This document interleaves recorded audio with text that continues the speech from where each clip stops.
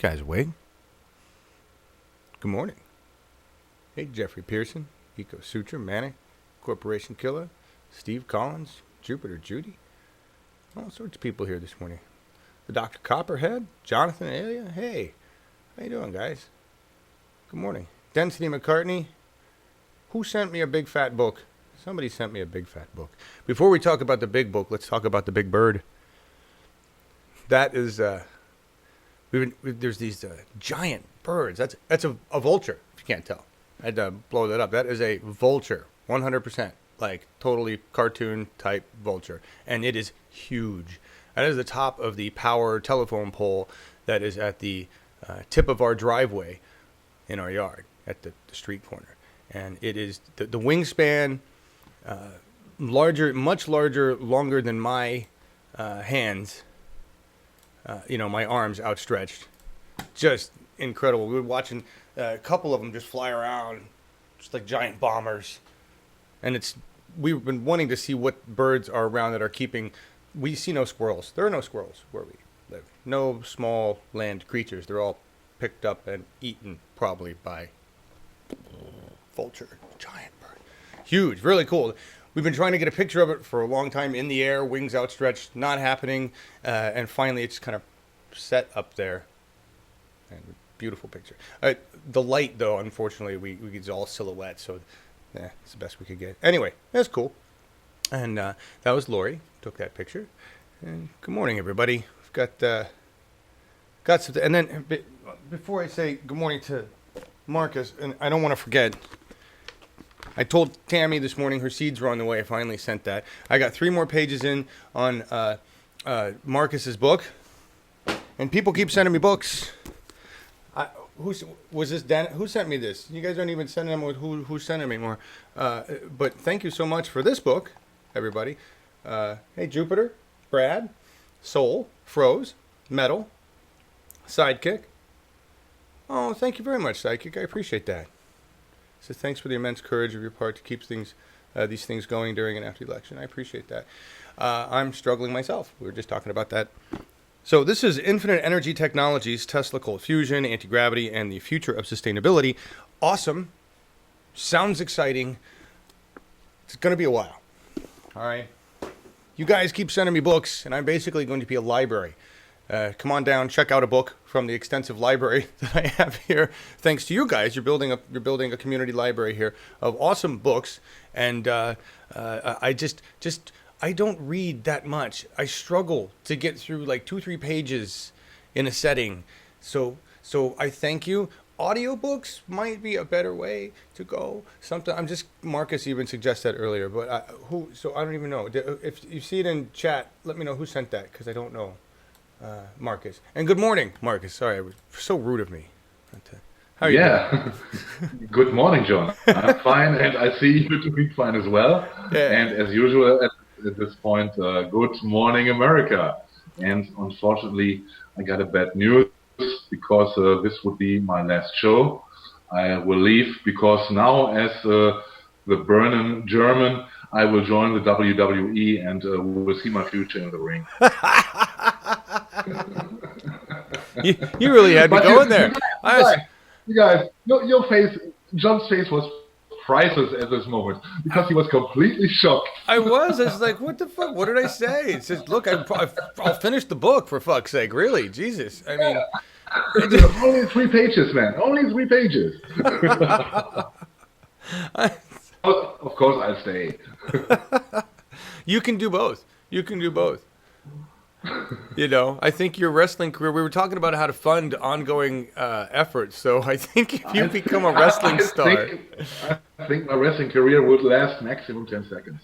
Not any longer. Not with my back. At least you have good German insurance, so you'll be able to... Yes, of course. Yes, Lynn, it's definitely April Fool's. This is the German April Fool's. I don't know. A little bit late, but okay. The thing with books is that it takes a lot of concentration to read. Read on your own time when you feel. Who sent that to me? I didn't see it. I need to know. I'm scrolling up. Shit. I had a few. I was going to send John Bernice Panders. No. Oh, please. If you want to reference them, but don't, please, just keep them, reference them, let me know. take quotes, give me a summary. I'm more of a summary guy. My brain has a really hard time going word for word in a book. And I don't have a photographic memory, I wish.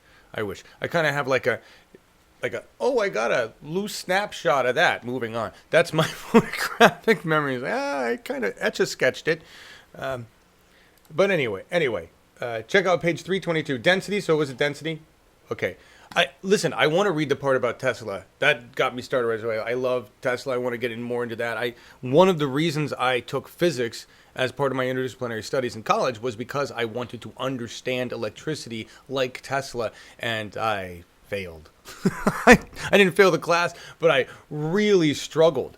Honestly, with the higher level physics, I'm great at applied mathematics in terms of formula. Not so good at understanding the higher level physics there. That was when I realized, dude, do something different. But I that's why I'm a builder kind of person here, and I like building with Legos. Somebody else who knows the giant electricity. But I want to learn that stuff, so I'm excited. I can't read that book. I got to finish Markus's book, or the Burning German's going to come body slam me with a chair, and God knows what'll happen to me. Right? He's over there nodding. I'll slam you through all tables in your household, man. Yeah, exactly. He's gonna get. I'm reading the quotes. Yes, send me a Weedy quotes book for the bathroom. That's fine. I can do that. Pictures, big pictures, scratch and sniff. I do those books. That works for me, right? That's my kind of reading. I'm asking to be given the Cliff Notes version of any reading. Yes, that's exactly. I'm a Cliff Notes studier. That's why I didn't do so great with the high level physics. Nobody has the time for the details in that shit. Holy cow. That's why I'm not a scientist either, right? Scientists actually pay attention to the details. They have to. It's part of the scientific method. It's why when Lamar Smith says something so fucking stupid, like he said, about scientists not, respecting the tenets of science, he doesn't even know what the fuck that means. Anyway, should we actually talk about the shit for the show today? We have a list of things to talk about. We do, not just this. Here's the card. So cover the cards is Laurie. She took that picture. Big ass bird. Books. We talked about books. Thank you guys so much. Don't be a Trump reader. You think he reads? I don't. Come on. He watched Morning Joe, for fuck's sake. He's not reading anything. He reads a couple newspapers apparently. That's how he decides what he's gonna do next. Is he reads a couple newspapers and Breitbart and I don't know if it's read. He takes the headline and then makes up the rest. Really what he does. Chad Talks With, everybody. That's happening. That is happening tonight. Very excited to have Chad. Change the input settings on that. Interview Dorothy Gass. She is a candidate for Washington State Congress District 3. And that's cool. So join us tonight, 7:30, be a half-hour show, interview with Dorothy Gass. Going to find out what her agenda is. If you can look at that picture, she looks really serious in there, but she's got a peace earring. She's got a Bernie shirt on. She's a burner. She's excited to have the interview. Find out what her chances are. I don't know if you guys. Hey, Melissa H. We're just talking about the first things. We're talking about Chad Talks With tonight. He reads the Sunday Funnies for news. He does, Jeffrey Pearson. I wish he watched Sesame Street. If he watched Sesame Street, he might learn something. I don't think he's doing that. John is working to make us better in real American kind of way. Make it a little simpler for me, please. I think our government needs to be that way. I don't think our government needs to be full of the bureaucratic bullshit it is. I think there's a lot of that stuff that's just put in there to cover bullshit that's unnecessary. I think there's a lot of streamlining that can be done. It needs to be brought into the 21st century.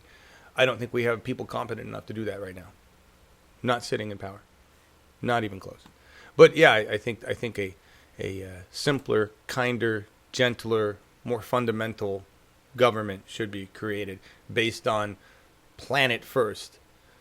That's my goal. Planet first. Yeah. All right. So moving into the first story, which is actually federal court does the right thing. I just had to say that line. Lately, I don't know if you noticed, Markus, but our court system seems to be doing a lot more of the right thing than any other system we have. Have you noticed that? I did, yes. The Muslim bans who were withdrawn by the judges. I think one of them was Florida. Am I right? Oh yeah, And yes, and it was confirmed by other judges later. So far, the process of what judges and courts concerned seems to work. Yeah, I agree. I've been surprised, and yet again, big, huge deal. Federal court, seventh. I don't know what court it was. Some seventh.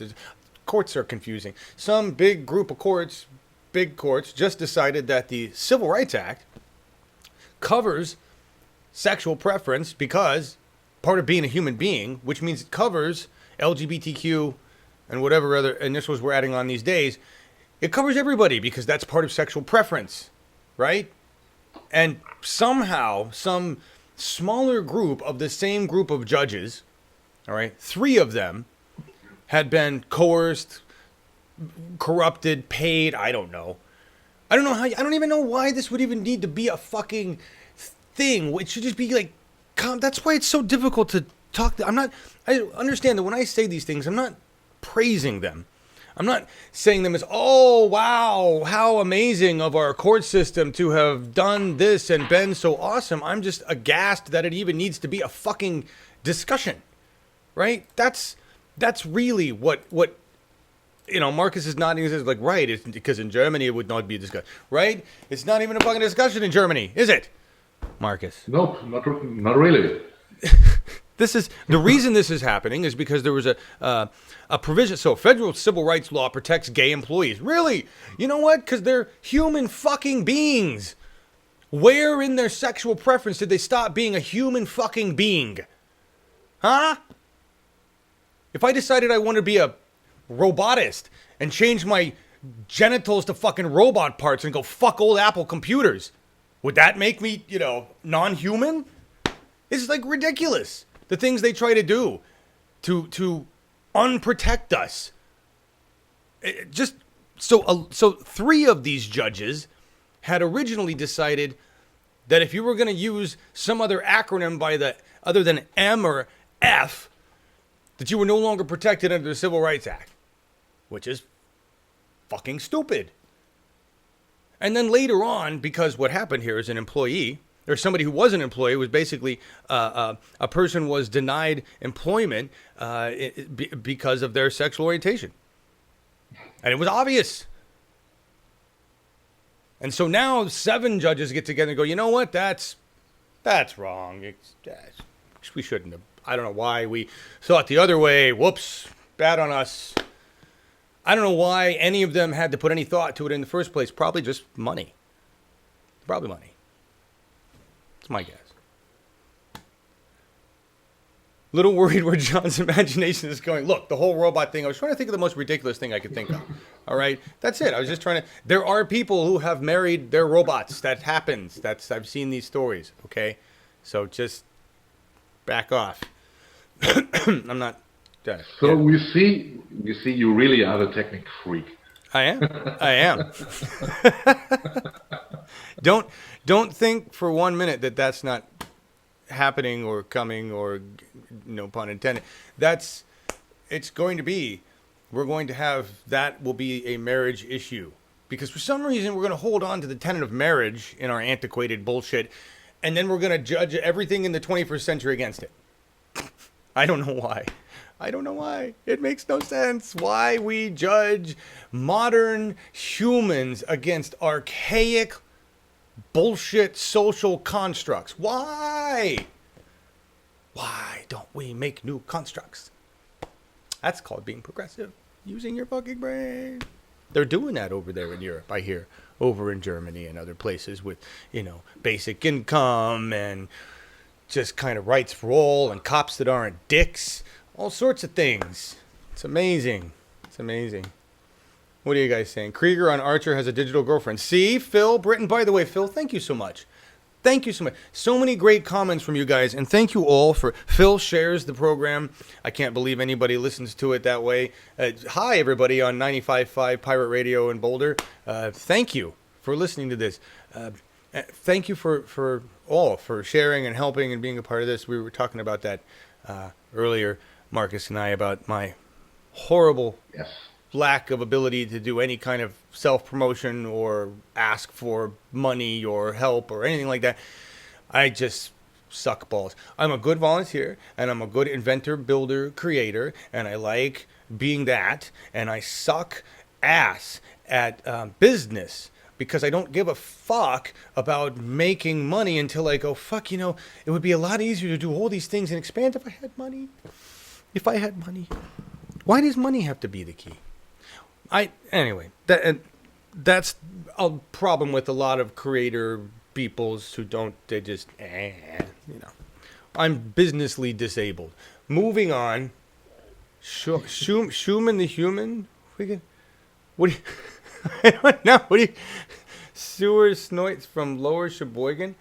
Comic books. Okay, you're talking about some crazy stuff there. You want a Green Grass Act. That sounds good, John Warren. That sounds good. I'm missing a good conversation here, apparently, Markus. Guys are all over the place with stuff. Yeah. Not like I'm holding any kind of a thought train, really. All right. I am gonna shift modes for a second. We'll talk about self-promotion and asking for money and stuff later. So, Chad Talks with tonight. We've got some events coming up at the end of April. And I just want to say that real fast. And Tatum, we're still doing the weekly show, 9 a.m. Pacific, with Truth Against the Machine. They did a really good show, and we did a special report with them the other night. Anyway, we're gonna move into some serious stuff because this is Syria, and I was talking with Markus earlier before we started the show, and said, the Onion put out an article that said aliens come down and save Syria, saying this is something humanity should have done a long time ago. And it's really sad. I get it. It's the Onion. It's satire. It's comedy. And it is comedy, but it's black comedy. It's horrible comedy. It's right. They're right. It makes a sad statement about how greedy, how selfish we are, how horrible we are. Not all of us, just the ones we let take power. And that's the key. It's like we let them take power. We let our government go to the dark side. We didn't stop our government when it started turning shades of gray. And now it's black. The United States government has become, and has been, in my opinion, a terrorist. I wasn't aware, really. I didn't understand what was going on. I still don't really understand. And I'm just going to admit my American ignorance, my white privilege, suburban upbringing, financially secure for the most part. I don't really know what the fuck is going on in Syria and most of these places other than just war for whatever fucking reason. And there's so many stories and truths and versions of whatever it is.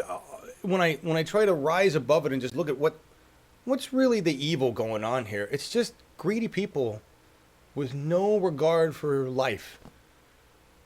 It's really all it is. But Amos Elroy here, the reason I want to go to this op-ed is that this is on HuffPost, and I got to know Amos Elroy when I first started BTV. He reached out and was sharing good content and asking me to help promote it, and I was pushing his content, and we were in communication. And then he went over to Poland for a while, and he was writing some big articles on HuffPost and some other places and getting some airtime and stuff. And I can't even remember if I had him on. I might have had him on, or he's in our Slack, or I don't remember. Anyway, I don't even know that he remembers who I am, but I saw that he wrote this article. I just want to read it to you.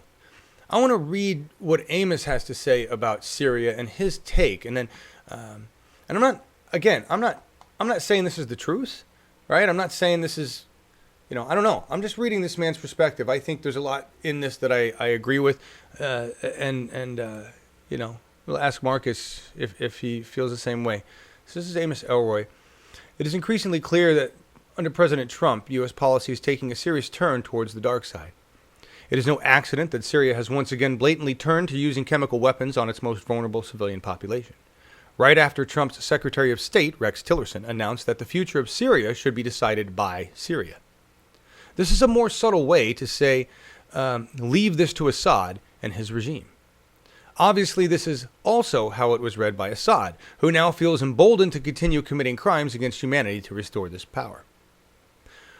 Worse, the fact that Assad is using chemical weapons again indicates that he has played the U.S. and has not, in effect, disposed of his chemical weapon capacity in breaking with the condition of suspended U.S. attack against his regime.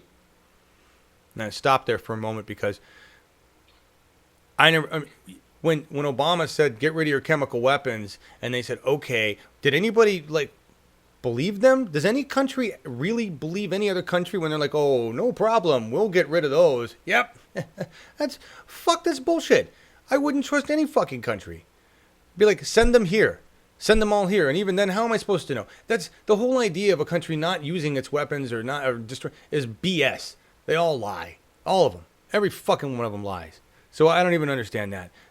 But the fact that where we went back to attacking them, right? The condition was you get rid of your chemical weapons, we'll stop attacking you. Trump enters office, attacks go back. We have a history of always going against our own, hey, we signed a treaty over here, but fuck you, we're going to violate our own treaty because we need something. We do this all the time. I don't know why we expect not to get hurt for it, right? I don't understand. Anyway, we're moving on. Obviously, this is also how it was read by Assad, who feels emboldened by his crimes. Worse, the fact that he's using chemical weapons, not responding to this in-your-face action, the lesson is clear. Disregard the U.S. and its threats, and if you can get away with it by lying, cheating, and delaying, go for it. It pays to do so. That's really what's happened here.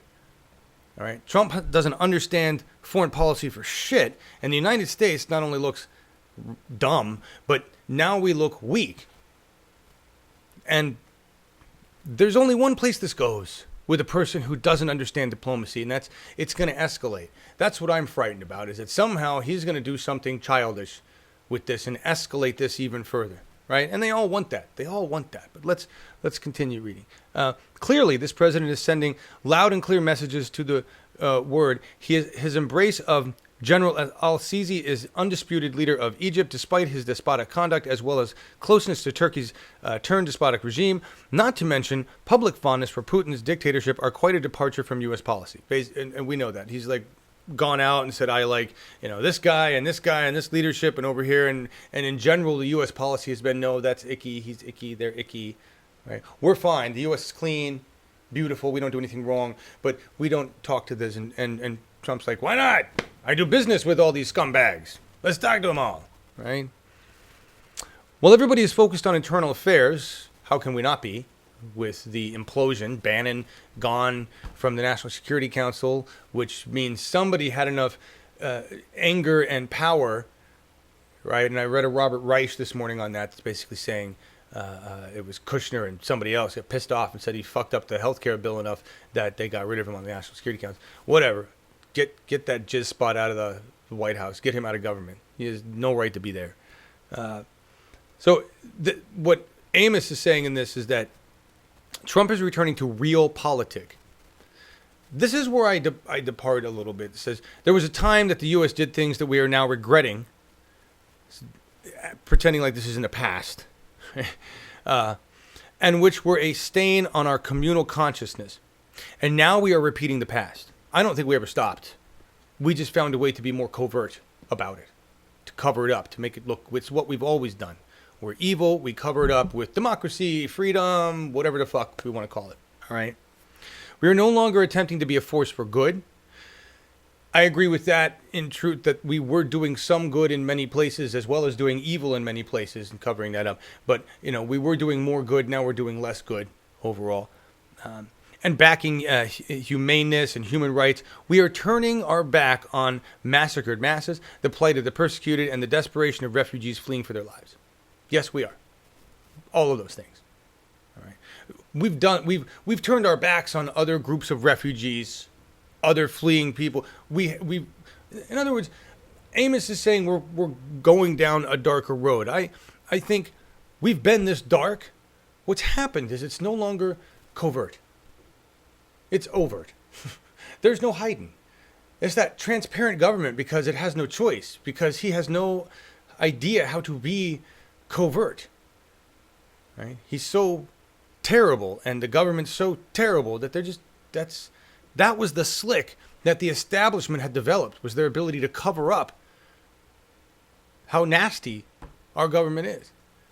And we've uncovered that and installed somebody who is incapable of covering up how nasty we are. Really. The bottom line here in this is that we have nobody but ourselves to blame for not standing up to this administration. If we are silent now, if we sit back, and I meet people, I've met people in shops going into town. It's like, oh, I don't think about politics. I don't talk about politics. I don't really think about what's going on with the rest of the world. If you choose to be silent, we end up with a shorter lifespan, a much shorter lifespan. It's just frightening. It's frightening where we are. It's also the best thing that could possibly happen, which is why the end song, Marcus. Anyway, what are you guys talking about? That was a long Amos Elroy. How are you doing on that, Marcus? What do you think? What do you think of his concept of what's going on with all that? Well, I cannot say anything really about the situation in Syria because I think nearly nobody can. What sources I would trust would be mainly the doctors who are still operating in Syria, who get bombed daily, and maybe they are the only people who got the real information right now. There are so many countries involved in this conflict and so many groups. I cannot say anything about it. The only thing I can say is from what we see here in Europe, here in Germany, how many refugees have to leave their home countries and start the adventure to go overseas over the oceans, to come to Europe, risking their lives. And you can see by this the desperation of the people, and this is the only fact I can see. Yeah. And, this is very worrying, and what the latest attack concerns on the hospital with the chemical weapons and so on. Yeah. I think the outcry is a little bit strange because it suggests somehow that the ordinary daily bombing is quite all right, you know. And this is only another level. It was in the escalation, but it doesn't change the fact that people are killed daily. Right, and that's the other thing. Like, I mean, it's our weapons are in there. Our weapons are killing people. Right? It's not Russian weapons or Al-Assad or whatever these fucking people are. It's our weapons are in there making it worse.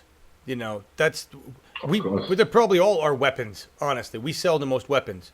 We sell more weapons than any other country. We make Russia look like a tiny mom and pop compared to weapons sales, you know. We are all in it. It is not only America who sells a weapon. Europe does it too. Germany does it too. Yeah. Look, we, for example, we deliver weapons to both Congos, to both nations of Congo. Wow. Congo is a divided country, and there are two countries now, and they don't do anything else but leading war against each other. Wow. Germany is delivering both countries with weapons. Isn't that great? That's nice. Well, you learned that from us. You know, you learned that from us. We Iran Contra, and now you guys do it. You do that stuff. What, Phil? Teach all to use contraceptive? God is a lie. The Vatican is terrorizing the world with overpopulation. All right. U.S. wanted to take back weapons control to India. That's why Israel got that money. Interesting. The Russian mod said Syria attacked rebel positions and hit a rebel chemical weapons depot when it attacked. Yeah, I know. It's all lies. Whatever's really going on there, it's just countries selling weapons and blowing up people that they figure are collateral damage and no one cares about. And for the most part, they're right, because Americans don't seem to be rising to the challenge. So, yeah. Trump is standing up for Bill O'Reilly. Is he really? That's awesome. How surprising. Well, good. That ought to improve his ratings. Trump said what? 35, 34. 4, 3? 34, I don't know where he's. 34 and 1 poll. 34? Is that what you said? 34 and 1 poll, yeah. Nice. That's good. All right, moving on. This is, make sure this is the one I want. The story. Yeah, big words from Gillibrand. Except then I just lost the story. This is interesting. So Representative Gillibrand, I think we're gonna play this clip, see if it actually freaking plays. Last time Hill did this to me, it didn't play. But let's run this. Give me a second.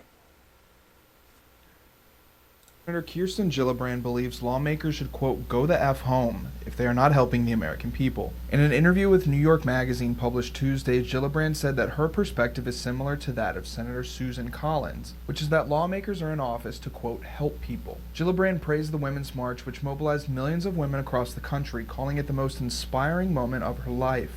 Gillibrand, who has cast the most no votes on President Trump's cabinet nominees, defended her approach, saying she is judging each nomination on its own merits and not based on how she feels about Trump. Gosh, I would hope so. I mean, none of his nominees were qualified. All of his nominees had something wrong with them. Maybe I keep saying Mattis. He's the only one I don't remember a lot of people giving a shit about one way or the other, and he believes in climate change, so I'll give him credit for that. Right? But everybody else should have been denied, and Democrats that actually approved any of his fucking cabinet were just paid. So I'm glad that she cast the most no. Good for her, and I agree with her. It'll be interesting to see how she votes and how she continues to, if she continues to walk the talk, because a lot of reps are saying a lot of big words like that these days. We're here for the people, and if we're not going to get things done for the people, but it's about how they vote. It's about what kind of money they take or don't take. So just keep that in mind. It's our job to be vigilant about her and make sure she actually does what she says she's going to do. Managers have to do that. We've got reps that need big training. Even if they think they're doing the right thing or are trying to do the right thing, think about what it's like for new employees. New employees that are eager to do a good job for you, a lot of times fuck that job up because they really don't know what they're doing. So it's our job to make sure our employees understand what their job is. All right? That's what we got to do. Yes, we are, Phil.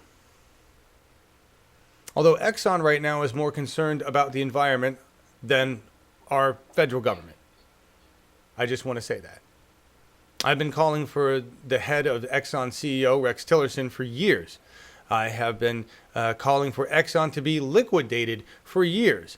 And today, Exxon is urging our federal government to reinstate all of the Obama-era climate actions and not do the stupid shit that they're doing with the EPA. That's Exxon. Because Exxon ultimately has a responsibility to its shareholders. And Exxon has fucked its shareholders. And they're learning this. Although, it's okay, shareholders. Exxon has invested 1/25th of their overall investment funds, that's $1 billion, in renewables. You're okay. You're all right. What a portfolio you got there. Yeah, they want to make business in the future. Yeah, I don't know what future they're going to have for it. They're not going to have a lot of customers, Marcus. Yeah, this is the other side. But Yes. they are investing it because they see there is a point of return.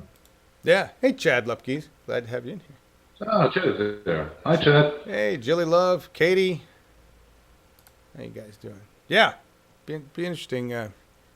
Let's see what kind of customers Exxon has. The tropics, the equator, by 2020, we'll see a huge catastrophic disaster, environmental catastrophe. Get ready for it.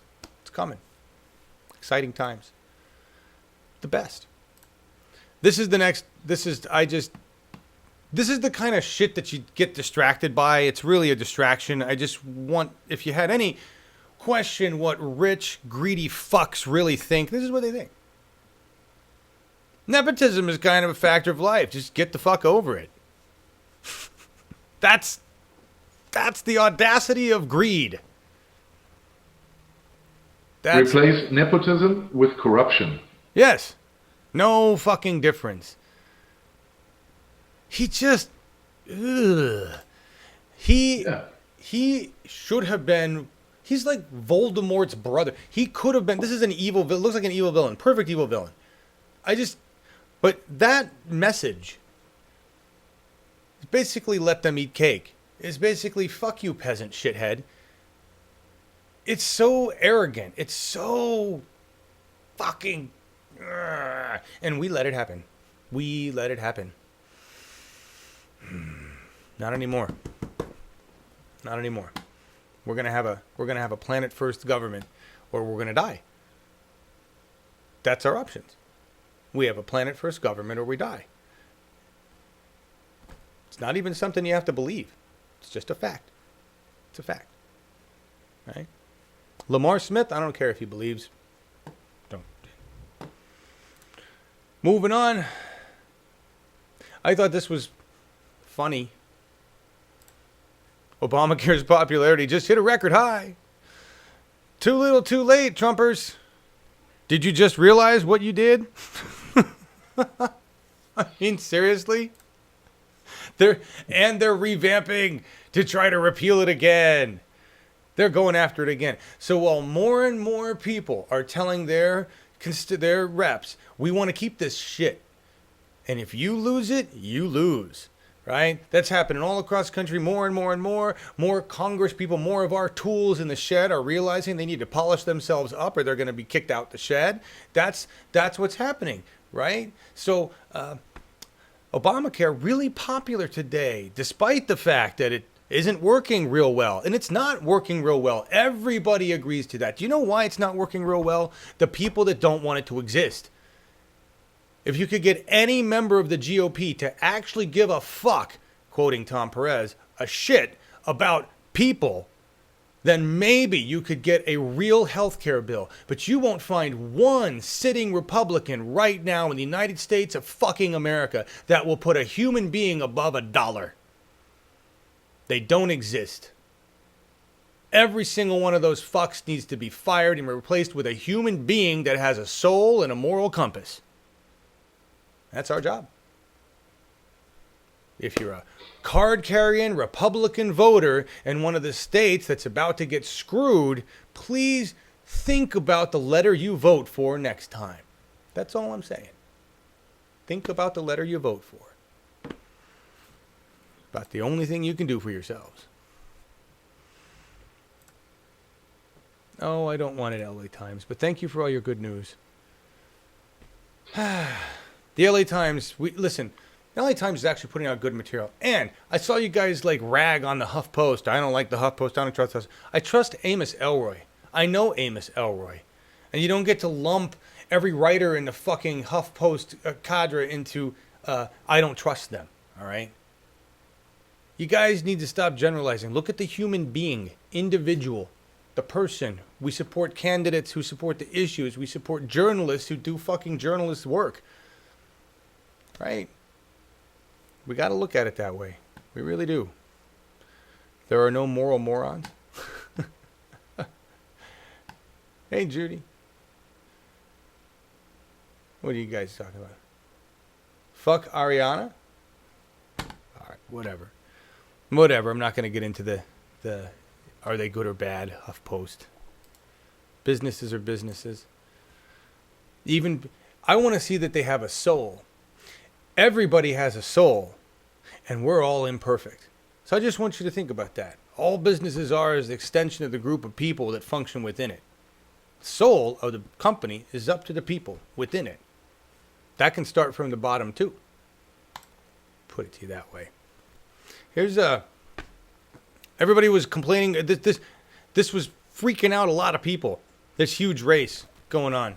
I say complaining because I saw a lot of really passionate discourse about what was going on in this race. This is that big. There were like 24 people in this race for this LA congressional district. I think it's District 34. And this is the race to replace, 34th congressional district to replace who was this guy? I don't know. He was one big guy. He moved on to do something else. And this is where Arturo Carmona was running against other people. And there were 3 Bernie-crat type people running against, and all of the 24 people, none of those 3 came even close to getting enough votes. It's going to be a runoff now between 2 other people that are permanently establishment, and none of them endorsed by Bernie Sanders. Bernie did not endorse Bernie or Our Revolution did not endorse any of the candidates, including Arturo Carmona. I just want to make that very clear, that Our Revolution and Bernie Sanders did not endorse Arturo Carmona, and the article, this LA article, references the allegations of the sexist allegations that were leveled towards Arturo, thanks to TYT Politics, Nomiki Konst, and Tatum News, who brought the guest on the other day that we did that special report on. All right, but apparently he didn't have a chance in fucking hell anyway. Like, he was so far down the mark in terms of number of votes, didn't even come close. Even the second place guy wasn't really close. The main Gomez was leading with 28% of the vote, and on with 19. Neither a Bernie-crat, to my understanding. So. Okay, the question I would like to know is the 3 candidates, didn't they get support from Our Revolution because they wanted to be impartial, or didn't they refuse to support them because of other reasons? Because I guess if they would agree on one candidate with the support of our revolution, it might be much more then. Or am I wrong about it? I don't know what's going on in LA. I don't really know. I was reading the LA article, which claimed that neither group actually supported these guys in the end, right? That they were the only thing that was that they were all tied to the Bernie campaign in some way. Arturo Carmona worked for the Bernie campaign in California and did a lot for that, and was hoping for endorsement. But maybe Our Revolution actually did officially sponsor. I don't know. The question, either way, I guess my point doesn't really matter. None of them come close, right? No win. Revolution for the hell of it. Abby Hoffman book. Nice. Jilly Love. Yeah, you did. You weren't here yesterday. We talked about Bernie. No, I didn't I didn't talk about Bernie finally calling out Dems losers culpability. I didn't. I see stories like that all the time because we've heard him say very clearly that the Democratic Party needs to be reformed. And I love the fact that it's an independent senator running the Democratic Party, really, and telling them they need to be reformed. While the old tools in the shed are saying, no, we're fine, everything's fine here, leave us alone. Right?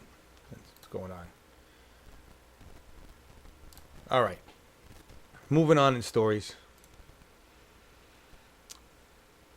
Right, okay, we're LA updates. This is good. No, this is good news. You guys are a little happy about this. Remember shit-stained Joe Arpaio, fucking asshole sheriff who had the tent city, just human rights abuse, and then he refused to obey the judge's orders. Refused. I hope that guy. I hope he's just in general pop somewhere. I hope he's getting some justice handed to him. More than likely, he's out and enjoying life somewhere. That's usually what happens to these corrupt fuckers.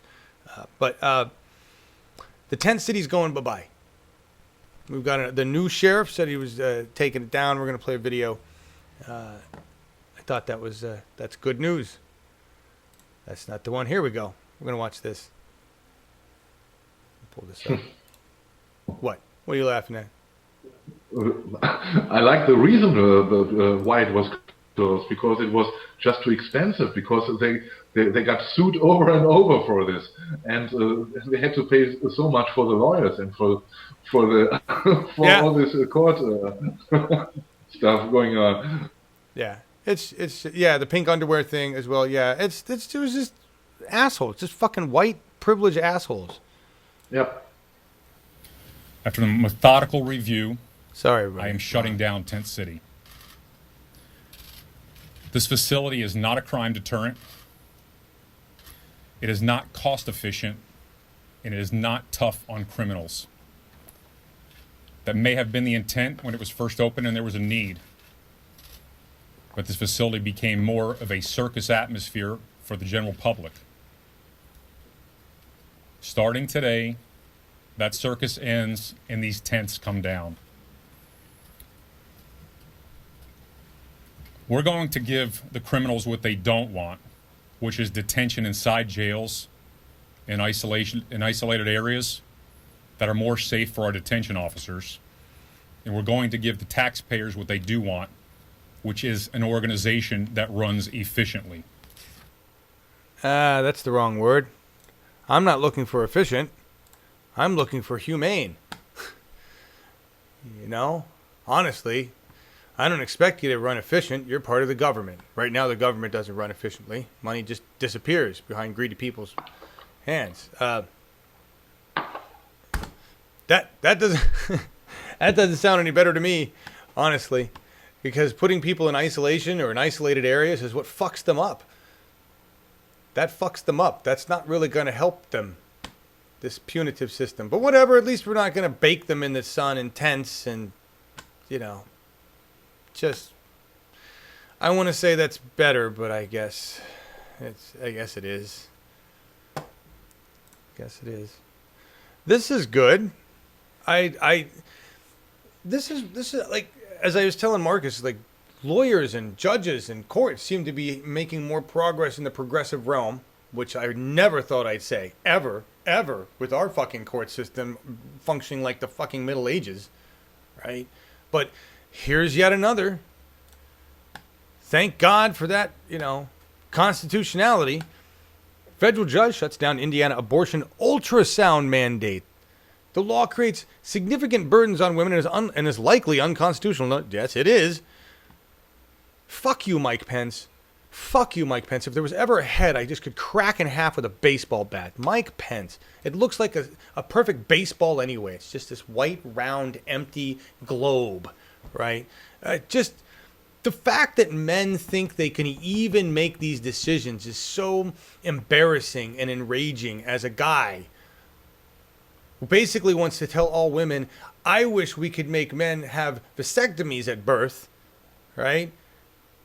Render them, you know, basically you're not going to be spreading any seed and fucking up anybody's lives until they can pass a competency test and prove that they have income to actually support another human life. I really think that's how men should be treated on this fucking planet. You're too stupid and arrogant. Your entire gender is based on Neanderthal knuckle-dragging survival. You just want to go populate the world and you don't even know why. Why don't we control that penis of yours until you're old enough to fucking do something with it that isn't stupid? That's how it should be. But we have this fucked up reverse world where men are like, it's your fault that you're pregnant, and it's your fault if you don't want to take care of it. Fuck you, I'm leaving. I'm a man. That's the fucking ad. It's like, I'm sorry. And there's a, yes, and there's another about it, because if you see, who would be hurt most by this abortion bill? The poor people, because there are only 6 places where they can get a free examination in complete India, you know. Yeah. If you can pay it, it won't be a problem. But if you cannot pay it and you are forced to do this, so you got to find in Indiana one of only 6 places where you can get it for free. Right. So it directly aims at those people who voted Trump. Yeah, it is. It is. It is. And this makes it so stupid. It's well, a federal court, a judge said no. Can't do that. Not going to do that. Right. So and a lot of you were saying that what I was talking about is going too far. It's not going any farther than what men already do now to women's bodies. For fuck's sake. I'm sorry. I would have appreciated it, quite frankly. When I had insurance and could get a vasectomy, I was there. Thank you very much. You know, it's I'm sorry. We don't have a society right now. We don't have a government. We don't have a civilization that is designed to care for all. And men are selfish for the most part when they're young. And they have no fucking concept of care for other human life. Women have no choice. They have no fucking choice. Men seem to think they get a choice. And I get to say this because I grew up the guy who helped take care of a lot of those kids who didn't have fucking fathers. Okay? That was one of my roles. I was like, why would you not want to take care of your own son? Why would you? I don't, huh? Not paying child support? Why would you not want to? How could you even not pay? What the fuck? I don't even understand it. You know? And so I'm sorry. There's a lot of indoctrination there with men that think that it's just okay. And we have passed some law. We still have laws against women right now that are just so fucking invasive and rude and insane. And there are no women involved in passing laws about women in our fucking government. It's time to remove the penis from our goddamn government. Sorry, just fucking. But there's another logic in it. There's a logic on how it must be like they want it to be. You know, if you believe that the women were created from the man's rib, then it makes sense. Yeah, not at all. It's absolutely nonsense. Yeah, I just, there are parts of Catholicism that are easier to shake off than others. That's one of them. That's the whole creation mythos. What a bunch of shit collected from ancient creation myths and slammed together in a very penis-first way. It's just like, holy cow, talk about rewriting the narrative on ancient pagan and farther back than that. I mean, where Eve comes from and the whole concept, it's like, are you fucking kidding? If you guys have not seen the history of how that bullshit was put together, bullshit. You want to talk about a mountain? Ho, it's insane. It's a giant circus. Oh, yeah. Circus. It's a freak show. Well, it's an ancient freak show, if you want so. It is, and it's all really, you know what? I guess got to be honest. What it's born of is creepy men, sexually repressed and afraid of vaginas. Because if you think men are afraid of vaginas today and sexually repressed in America, imagine the 1400s. Imagine when it was so bad that the Pope was like, okay, let them have concubines. For fuck's sake, just give them concubines, whatever we got to do. A Pope said that. It was so bad, the problems with the sexual oppression within the Catholic Church and everybody in it, he was like, give them concubines. I'll just write it in the word God said. Concubines are fine. And then that developed into some more problems, a lot of illegitimate children, a lot of problems with, connection. And so he's like, okay, unwrite that. God says, no, not a good idea anymore. But you couldn't just bring women as equals into the church. That would not. Fuck that. My God, yeah, just. We live on planet penis. I'm sorry, everybody. Just hate it. Anyway. And I know, I'm the anti-man, man. I get it. That's fine. I'm an anti-malist. You're a man hater. Would be kind of feminist again, right? I guess, except I'm male and I'm not interested in changing that, right? My penis still serves a function for me. I'm happy about that, all right? New York leads 10-state lawsuit against Trump administration over state pollution rules. Again, with the courts. 10 states are suing him over his energy efficiency standards. This actually has to do with a lot of appliances and other things and impacts the environment. It was going to save consumers $24 billion, 292 million tons of carbon dioxide, although Scott Pruitt don't care. But that's badass. That's states taking action. 10 states are saying, dude. Yeah. So we're going to get things together. Planning. Yes, a Dr. Copperhead. Sorry. Somebody make me a shirt. Thank you, Louise. To everybody in Albany and Corvallis. And anybody who's contacted me about producing shows, helping you, which is something I was going to talk about, this is not an example of what we would do. I just want to make that very clear. This show is just for us to survive, to remain sane through the revolution, and has nothing to do with providing quality journalism. I just want to make that clear, or producing anything of quality for the political revolution. It's just this show is for us. I just want to. We are doing what most journalists, so-called journalists, are doing. We are doing an opinion show, and we stand to this. That's okay. That's true. Do you know what I thought you were going to say though? You started going, "We are doing," and I filled in God's work. Yes, and we are doing God's work. That's right. Because I'm preparing for the whole church of whatever we're going to call it, right? Yeah.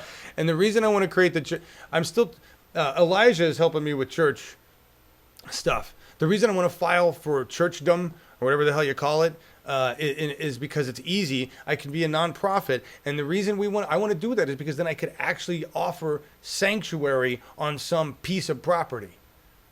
Right? Churches get a lot of benefits. Cops can't come in. That kind of stuff. So that's, I'm thinking we might need to do that. Penis depression is the worst. I'm sorry, guys. Are we still on? Here, we just let me cheer y'all up here. There you go. It's penis first. Penis first, everyone. It's terrific. It's huge. Penis first. Thank you. Church of the Happy Penis. Church. Just. Would it look like the Washington Monument? A giant phallic symbol? Would it be the stiletto in the ghetto in Ireland? Would it be the dildo in, what is that building? The silver dildo in UK? This be a big. All right. Do you guys have a giant phallic symbol in Germany somewhere? Let me think. We have the Brandenburg Gate. Maybe in Berlin there is some, but I think it's very small. Oh. So if Trump will come to Germany and will see it, he won't like it. It's very small. Oh, I'm so sorry, Marcus. You guys have inadequate phallic symbols in your country. Yeah, maybe. What are you gonna do? Whatever you're gonna do. Penis sanctuary, yes. I'm glad you like the show, John. It is cathartic. It's supposed to be. We try. Why did I have this loaded? There was some reason I had this loaded. Republicans are going to feel safety regulations. I don't even know why I had this loaded. I was just going to talk about the fact there's more safety regulations being repealed at why did I do this? There's a growing group of Republicans. My point. I don't know why this article was in here. Really, I forgot. There's a growing group of Republicans that are coming out for the environment, and we need to support those Republicans, even if they're scared of vaginas. We can help them along with both. Climate science. All right. We're still on climate science. Where are we at for time? Oh my gosh, we're early. Because I haven't talked. I did. You know what I didn't list on the card? I forgot to list deep shit. I was going to talk a little bit about promotion and expansion and that kind of stuff. And all right, before we get into the climate stuff, some not great stuff happening on climate. Let me talk about this. So, those of you who have been around the BTV and from the beginning, or a couple months or whatever, not those of you who just showed up. If you just showed up, it's probably very confusing. What the hell is this? Why is this guy here with this German dude talking about? Right. And thank you if you're here. By the way, this is the first day in the analytics that we actually gained subscribers and didn't lose. So that's we've turned a corner. Ooh, thank you, everybody. We had a lot of subscribers to this channel. It was one of the original Bernie 2016 TV channels. I started Bernie 2016 TV back in May of 2015, and then it morphed into 5 channels because we got a lot of them shut down, but they were shut down temporarily. So this is one of them that we brought back to life as Uphill Media, and I've got some people helping me like Ashley and Chad and Markus and Laura Live and Good and Fro. There's just so many people that are helping me. But we're running into the same problem that it's my problem. All right. It's my fault. It's my failing here. We're starting to get more traction, right? Every time we go through one of these building phases, I take a break from the revolution when I need to, when I'm burned out. I came back. I said, okay, let's rebuild the engine. We've got to move forward. We know what we're doing. Chad Talks With is now back. We got Chad Lupke's doing a show once a week, which is exciting. We've got the show with Truth Against the Machine, which is Sundays at 9, and they're doing really great work. And now I guess we're going to do random special reports that they throw together at the last minute and make me pull a lot of my hair out, but then they end up doing a good job, and I go, fuck it, those kids. And, we've got the Markus and me thing going on, and the Markus, me, and Laura Live and Good going on Saturday. And then I'm supposed to go become a PCP and become a part of my government, and somewhere in between there I'm supposed to be a decent house husband, which I haven't been for quite some time. And summer's coming with harvest and stuff. And the problem is that I'm getting a lot of people asking me to do more. And I don't know how to say no usually until I get all angry and frustrated because I'm overwhelmed. But I got a lot of people coming to me now because we've been doing more work. And we've got the production company running, which really isn't a company. I shouldn't have said that. We've got the production volunteer group, right? And I want to do this stuff, like help other people do broadcasts and do more live streams and work with other folks. I don't know how to expand this. I don't know how I failed at all of my efforts to expand, at all of my efforts to grow this to something sustainable, and I'm there again. I'm not really good at asking for money, and I'm not really good at. I'm not a volunteer organizer.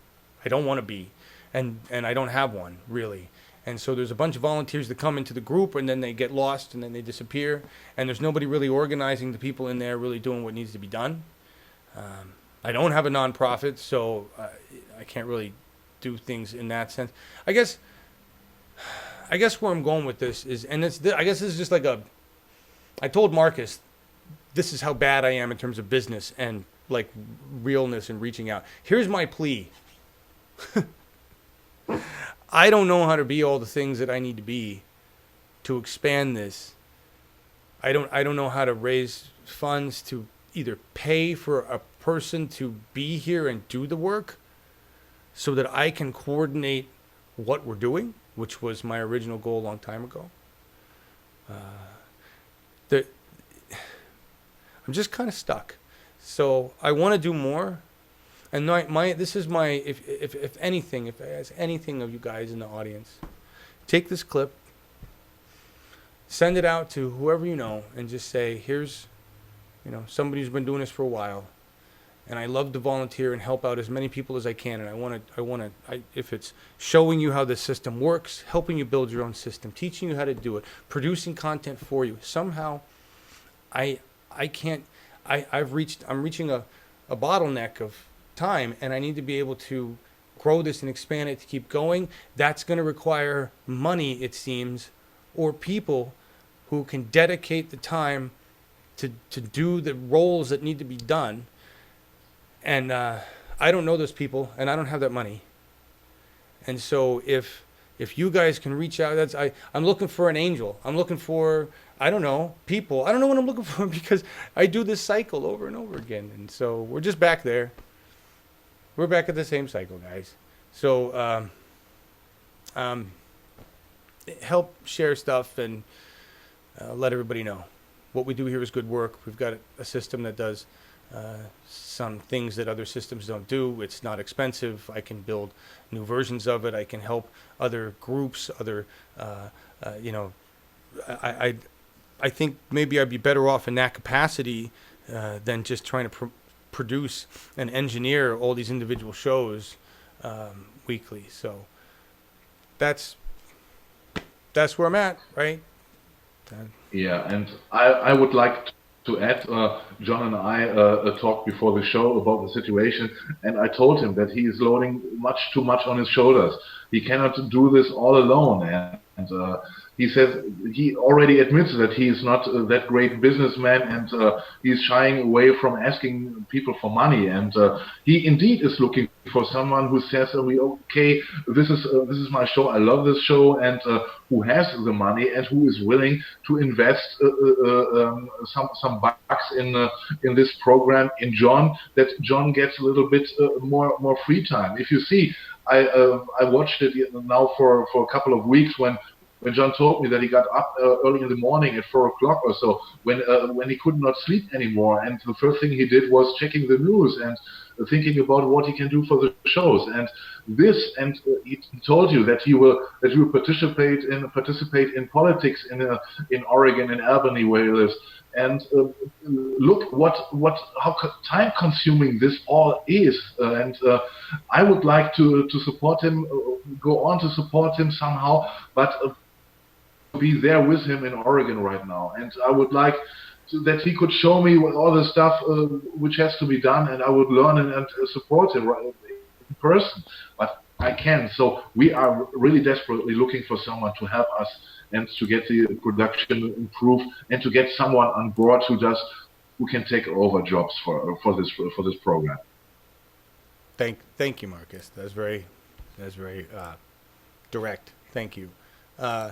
Yes, I do have a Patreon, and Uphill Media has a Patreon, patreon.com/Uphill Media, and that's to help out Ash. He's an individual who makes most of our graphics, all of our graphics right now, and graphics is like the key essential thing that I need done for all of these shows, and it's very hard to retain anybody who has the skills to make the kind of graphics that I need.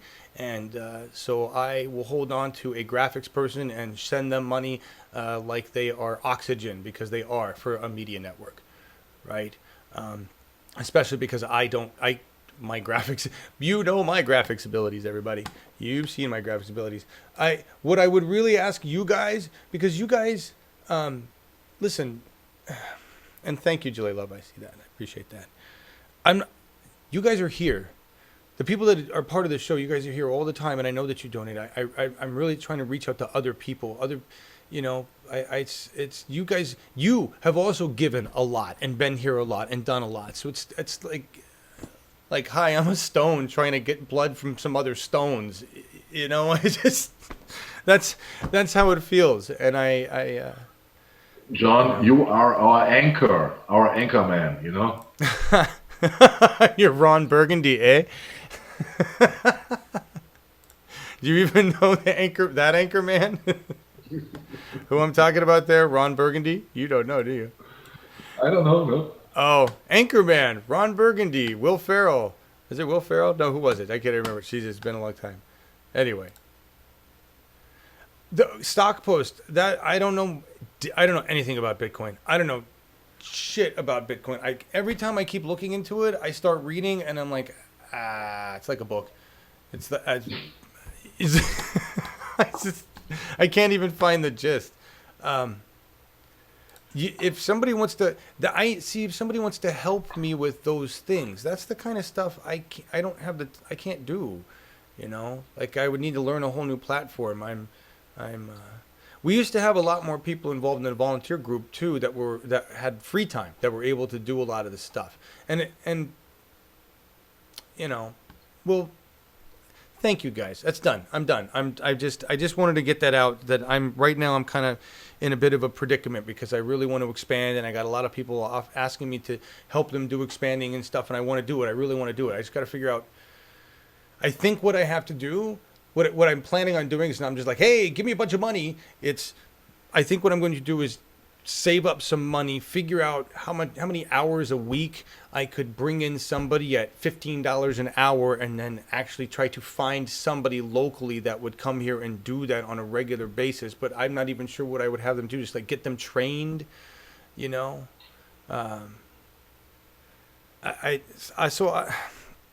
a lot I got to think about. I don't. There's a lot I got to think about. But anyway. Well, thank you all. That's all. Another thing about this, the reason I'm saying this is everybody has one of these right now. Markus said this earlier, right? Like I just saw one for I think it was Kyle Kalinski's at the Humanist Report or the Secular Talk, one of the two. Like his YouTube. Here's what's happening. YouTube creators that are talking politics, like myself and Kyle and Tim Black and all these guys that use YouTube as our primary resource, YouTube is shutting down, demonetizing anything that we say that is politically hype on fire, right? They're looking for keywords, things, and YouTube, if they don't like it or if it's getting hits, and this is the big, like, my shows and my content don't get enough hits, so it usually flies under the YouTube radar. Kyle's getting his shit shut down, demonetized constantly. All right, and that's his bread and butter. That's how that man makes money. I mean, it's like he was, and so he started a Patreon, and he's like, boom, he's like doing great on Patreon. But I say great. I don't know how great it is compared to what money he was bringing on YouTube before, right? So I have but that's what's happening. Like we're being censored right now. So it's this is corporate media fighting back against the power of YouTube, of indie media, and if we lose YouTube as a source,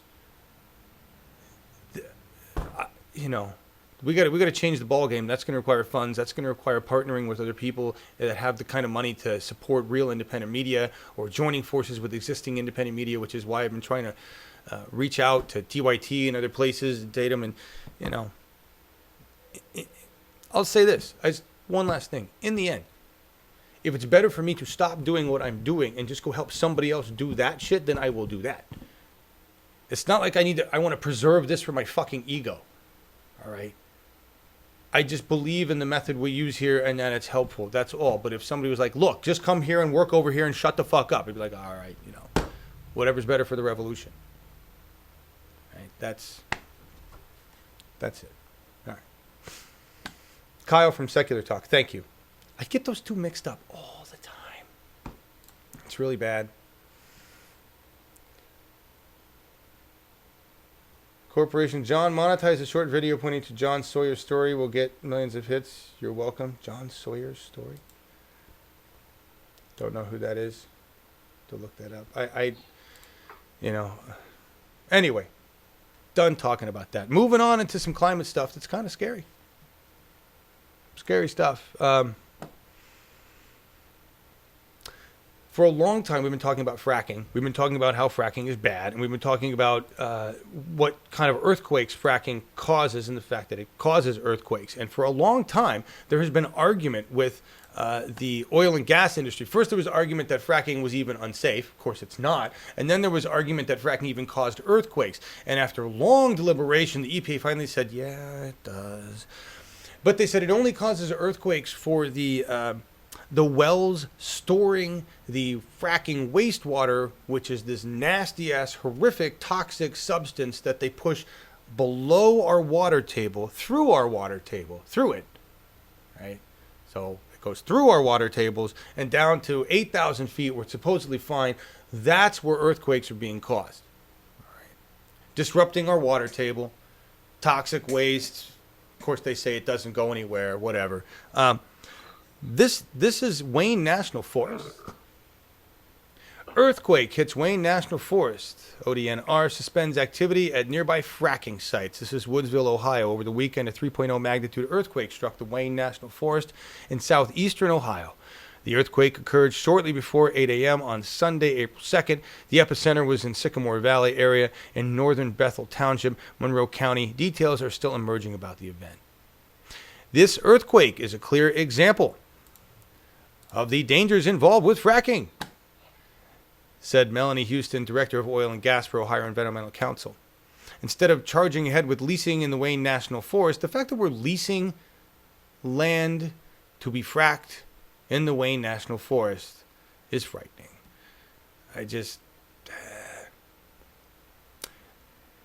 Here's the thing.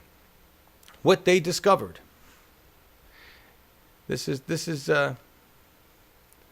What they discovered is that it's not just from the recent. This is recent. It's not just the injection wells of the wastewater that are causing earthquakes. They now have definitive proof that it is the actual injection wells of the fracking that causes earthquakes. Both.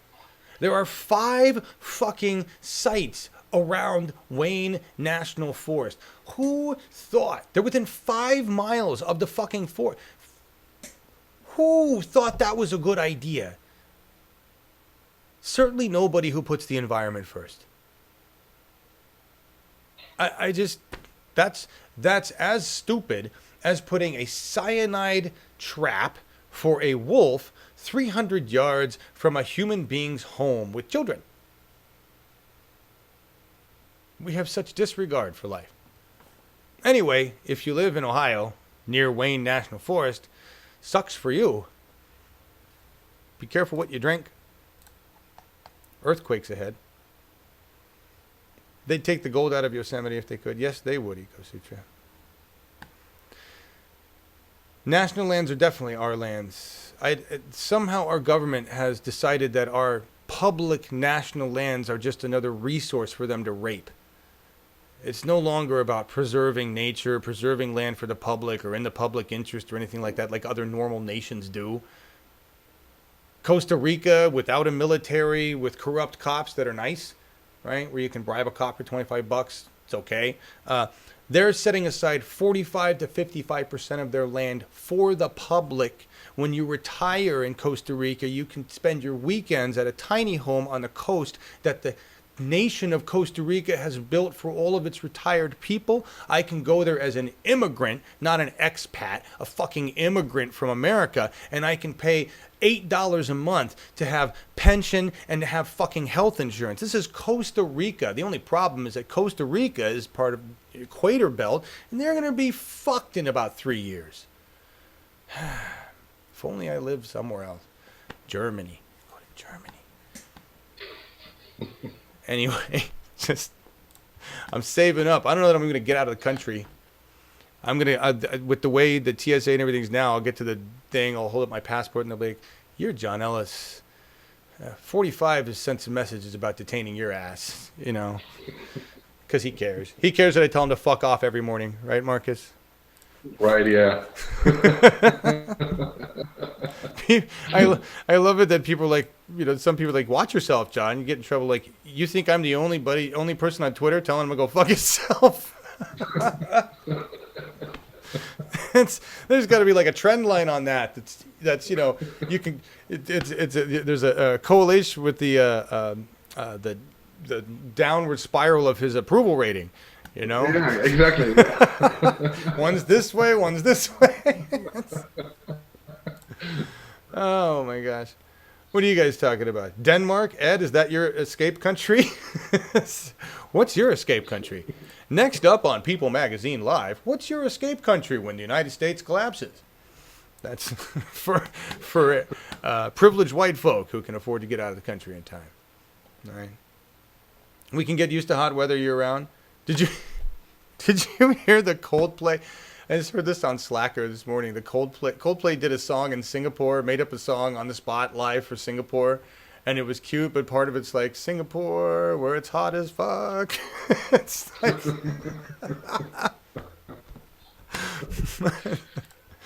anyway. Not really funny, man. I know. Anyway, earthquakes in our national forests.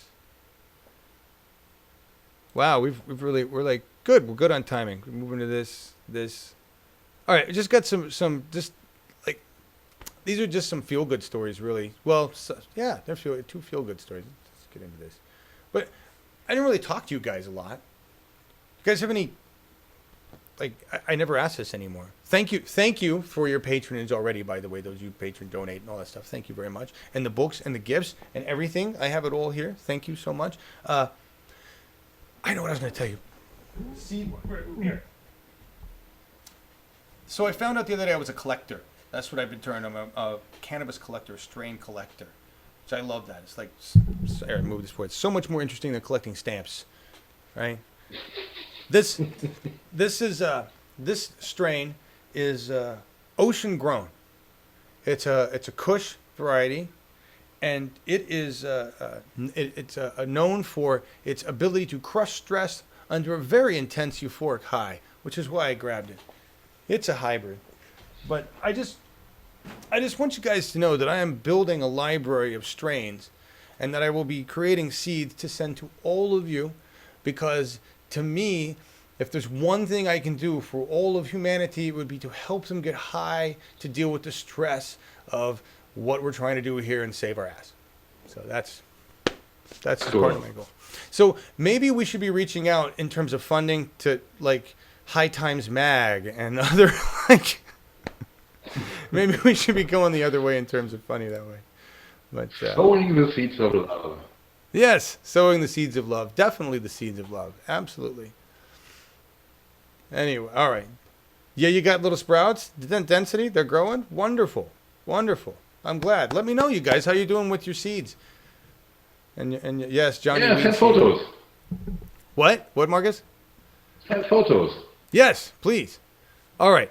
We're gonna look at. We're gonna watch. This is sad, but it's. I'm glad that that this guy was around. This is a guy who's undoing. This is the fact that we even have to do this shit. This is a now this. This guy's put out really good stuff.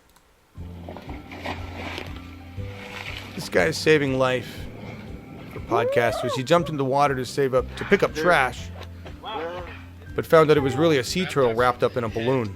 It's a flipper.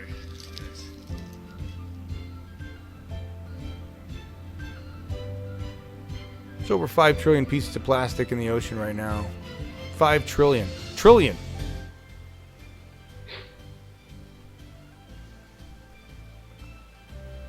I mean, that's just one turtle.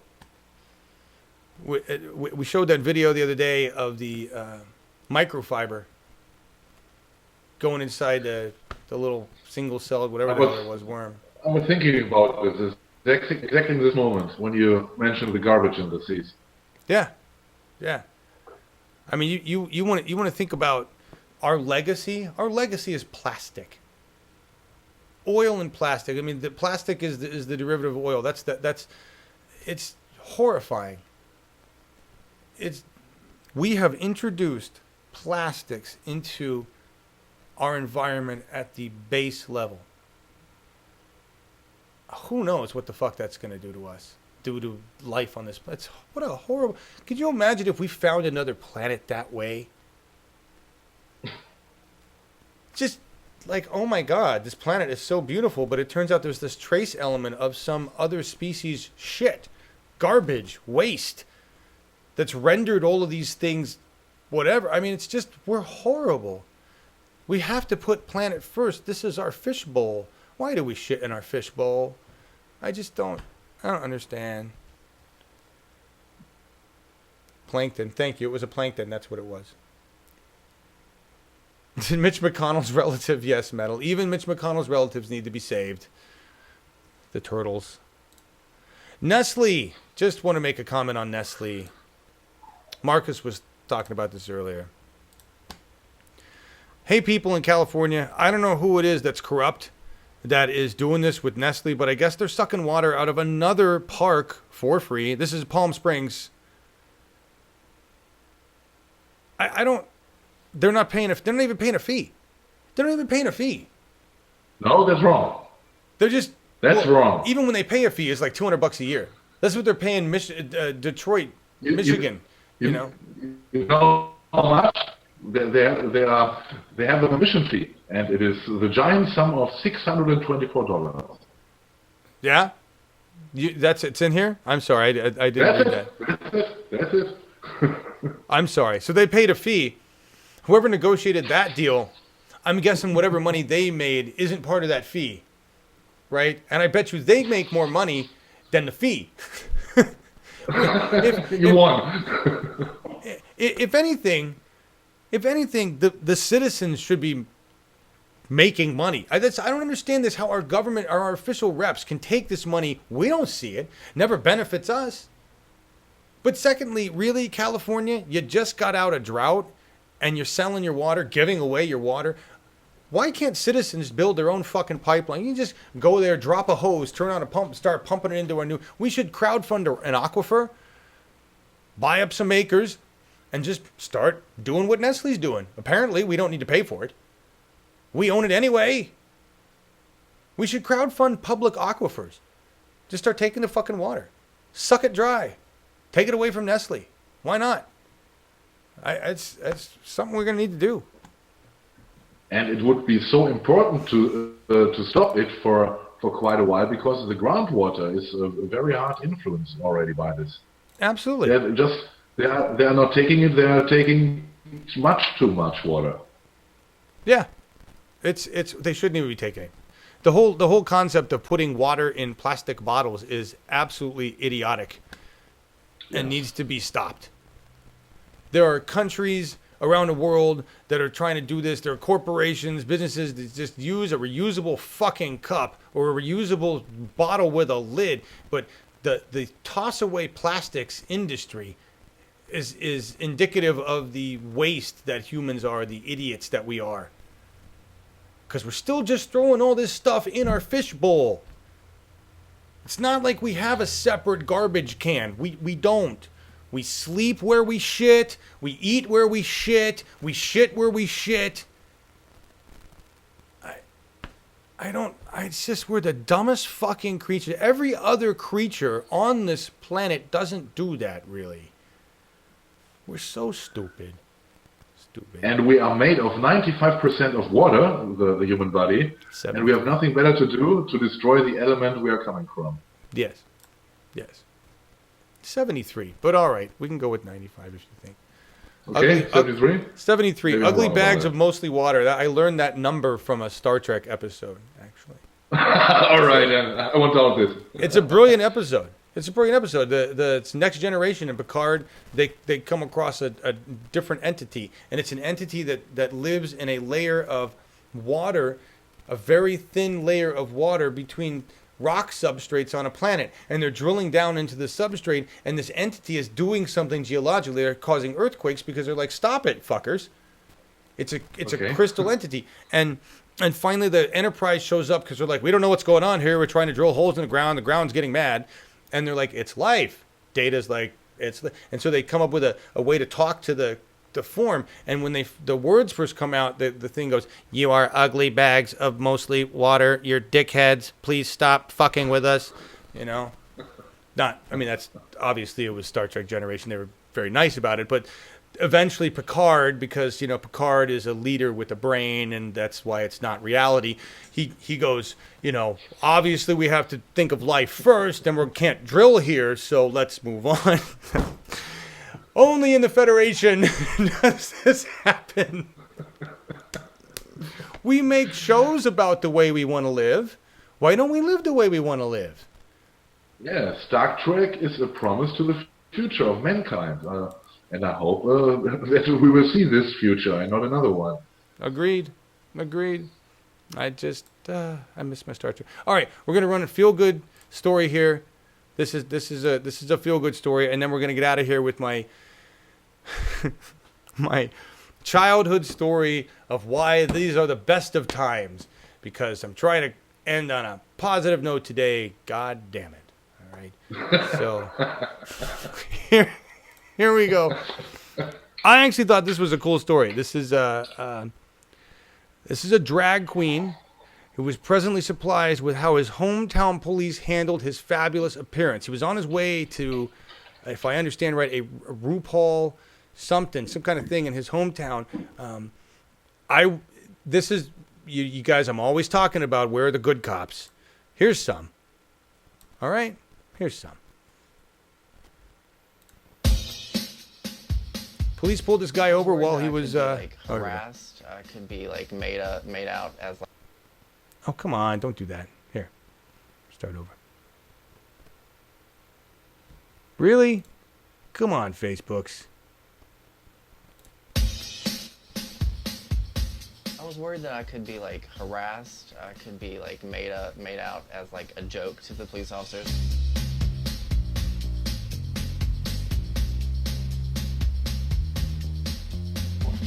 This lingerie and these boots, and that's all.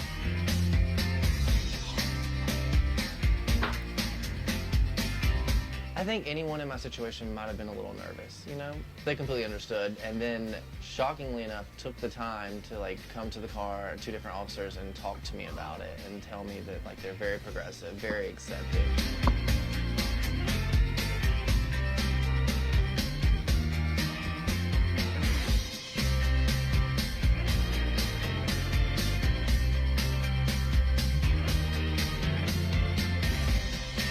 It made me proud of my hometown, proud of my police, proud of myself.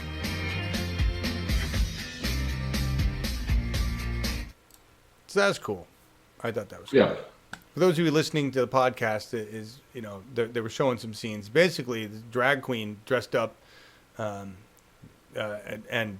was really afraid of what the police might do or say. The police were awesome and said, we welcome everybody. And then he posted on social media his story. And then the police department even saw that he posted on social media and said, thank you for posting. It's like a fucking police that you like.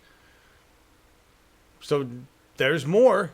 I know of existence now, 1 cop and possibly 1 police department, 2 police departments really, that I might trust. Yay, the list is growing. The list is growing. If you have any instances of cops actually being good and doing their jobs, let me know. We'll share that because we're looking for that these days. We definitely are. And yes, Jeffrey Pearson, I don't know if it was La Horta or just the Horta, but that was original Star Trek episode. I remember that very well because Dr. McCoy had to repair the Horta, which was a lava rock creature using like cement. Basically, I remember that episode very well. And there's like 2 dudes in the Horta thing crawling around on their knees, right? That's how they were doing that. I totally remember that episode. Absolutely. The wormhole aliens. I saw a wormhole in my DMT session. Nice. Nice,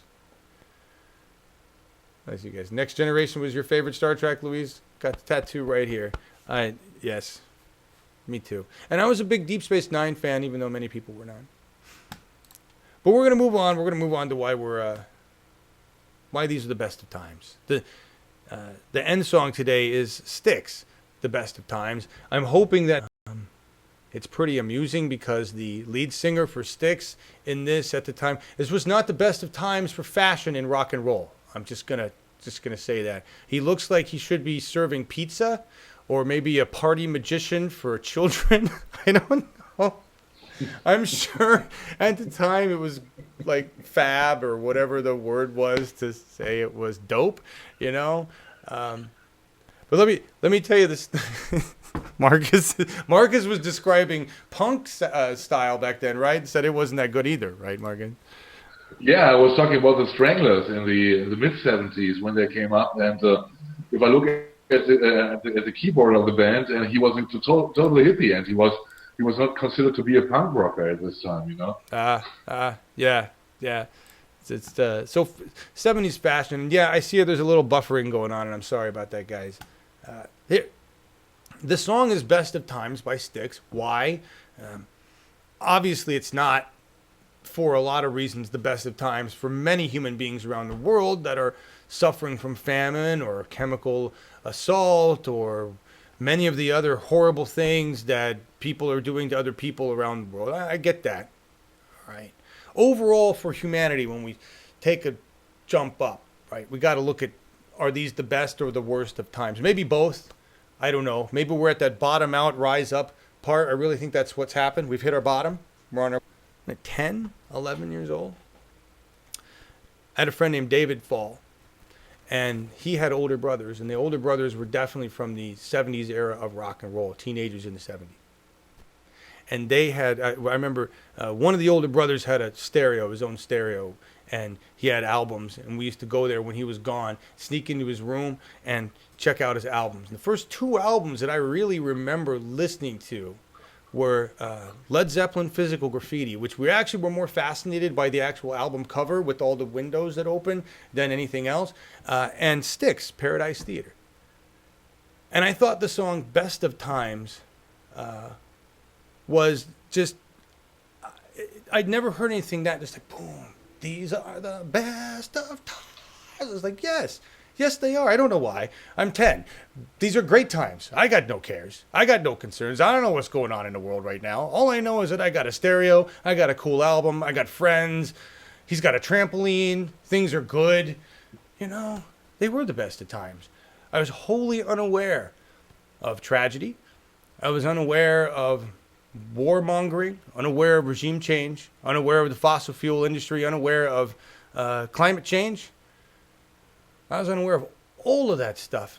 And I was really certain that it was the best of times. No cares, no worries. I'm 10, gonna live forever. And today, it sure feels, and I would agree 100% that these are the worst of times if we weren't all awake.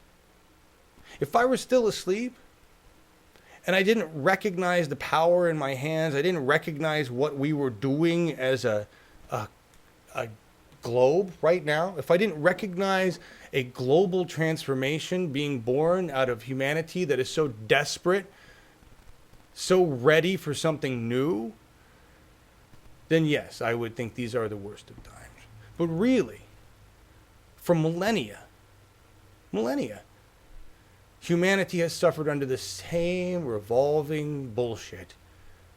New mountain, new rulers, same bullshit. That somehow, for some reason, many of us need to be enslaved to a few of us. And today, in a world full of abundance and full of awake people, I think humanity is ready to shift. And I think we're making that shift happen. Will I see it in my lifetime? I don't know. Will we see it before climate change destroys us all? I don't know. But do we have a shot? Yes. Are we working towards it? Yes. Are these the best of times? Absolutely. Because we have an opportunity to save ourselves. And I don't know that if we could have said that 2 years ago. That's why. So think about the horror that is happening in our planet right now, and realize that being awake, we have to be cognizant of that all the time and bear that burden. But that's what drives us to make the change. So thank you for being here. Markus, thank you so much for always being here, my friend. Thank you, John, for doing the show, and thanks to our audience for being so devoted to us, and